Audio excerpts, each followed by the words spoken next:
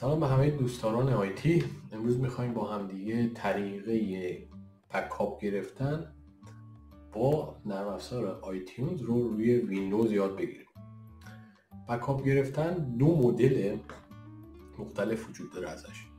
یک مدل اول اینه که شما یک بکاپ روی کامپیوتر خودتون میگیرید که بهش میگن بکاپ لوکال. یک مدل هم هست که شما این بکاپ رو روی آیکلود یا کلا کلود سیستم هایی که ارائه میدن. خب اولین کاری که میکنید گوشیتون رو با USB وصل کنید به کامپیوتر و نرم افزار آیتیونز رو باز کنید و وقتی که باز میکنید و گوشیتون رو با USB کانکت میشید به گوشیتون، اینجا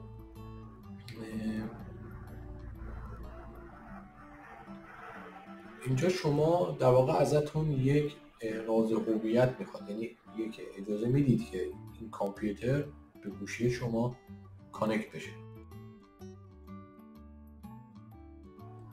بعدش که وصل شدید شما گزینه بکاپ رو که بزنید دوباره ازتون یک در واقع ازتون میخواد که پسوردتون رو وارد کنید و اونجا شروع میکنه به بکاپ گرفتن همینجور که میبینید و شما باید منتظر بمونید تا این بکاپ به انتها برسه و